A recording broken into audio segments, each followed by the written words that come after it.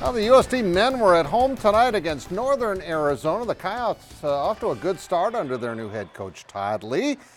And speaking of smoking, this guy was smoking. Tristan Simpson from the wing for three. And just to prove that wasn't a fluke, he does it again from the top of the key. Whoosh.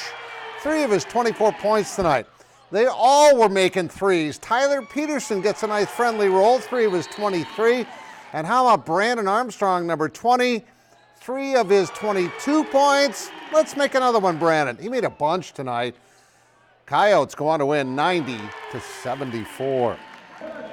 The Augustana women hosted Mount Marty at the Elman Center. Dave Krauth and his troops looking for their first win of the year at home. Abby Hora with a jumper from the wing had 15 points. Now, Carly McKinney of T for 3. And the Lancers hanging tough for Todd Schlimgen. But he's not going to like this. Watch number 40, Shelby Sullen pass the ball. Guess who ends up with it after 4 passes? Wide open, Sullen. She had 14 points and 12 rebounds as the Vikings go up 15. Izzy Van Veldhuizen, we saw her do that in high school a bunch. She had a couple of threes in the game, and Lindsey Prosser with 3 of her 15. As Augustana wins it 87-61. South Dakota State gets a big win at Central Michigan. Maddie Giebert with 24. She had 6 threes in the game. And Macy Miller had 23 points, 6 rebounds, and 5 assists. There's your South Dakota score again, 90-74. They had 3 players with 22 points or more. That's pretty impressive. And Dakota Wesleyan 127-78. They got a big doubleheader on Wednesday night with Dort. Gabe Watson fell just short of reaching 2,000 yards for the Cougars in the season finale, actually for the whole year, which pretty much tells you how good his season was for USF. Zach Borg has more on our Carl's TV and Appliance Athlete of the Week. As first impressions go, it'll be tough for anyone who ever wears a Sioux Falls uniform to top the one Gabe Watson made in 2018. Thought he'd be a good football player, but what he's doing is amazing right now. And I don't want to say he's exceeded expectations because I don't know where he can get to. Cougar fans can thank a 3-time Super Bowl champion for the impact he made on the junior as he grew up in San Francisco and Oakland. Back when I was younger, my dad's a huge Niner fan. I remember days when I was a little kid watching Niner games with him, and he'd always talk about Roger Craig, running back in the day, wore 33, and he was first running back to go for 1,000 yards rushing and receiving. Huge milestone for running back, so he was a big inspiration for me when I started playing. So I thought I'd wear the number, see if that can rub off on me. He just always talked about how running back was like the most versatile position on the field. I want to be an athlete. And that showed throughout his first year with the Cougs. He's very complete. He can catch the football. He stays in on our protection downs, and he can use his physical size. And, I think he'll bristle a little bit when you talk about bruising style because he likes to run away from people. Watson, you're kidding me. He's going to score.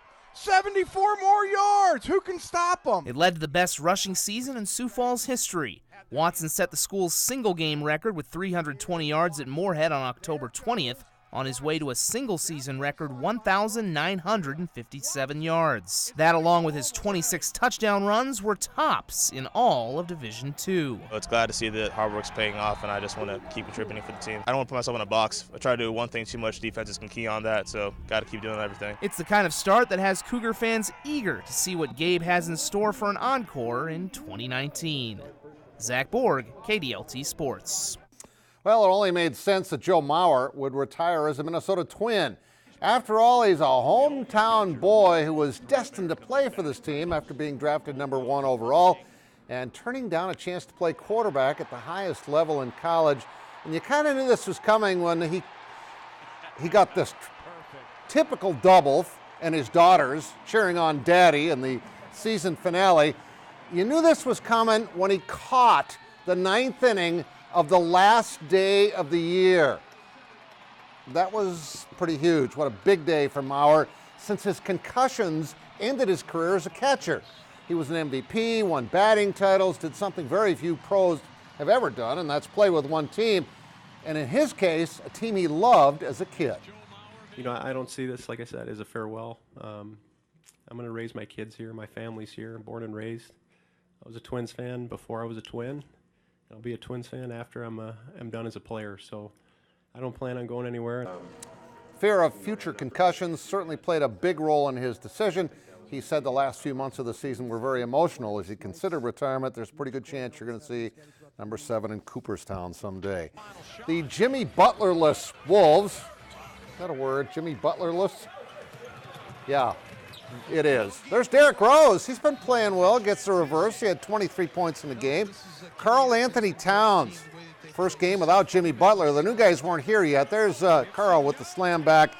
I'm going to dump out of these highlights because the next one is a gruesome injury. Let's go to the scoreboard. Suffered by Karis LeVert. Similar to what Gordon Hayward did where his ankle was twisted sideways. You don't want to see it. Timberwolves win the game 120-113. And finally, for the second straight year, the Northwestern Red Raiders are heading to the playoffs. And this time they're going to get to host. Northwestern finished 9-1. That's the second straight year they've had just one loss. Ranked number 5. Their only losses those 2 years. The top ranked and seeded Morningside. Their second straight season, again with 9 wins and a loss. And they will have a game at home on Saturday. They will take on Dickinson State down in Orange City. And that's a look at sports. We'll all be right back.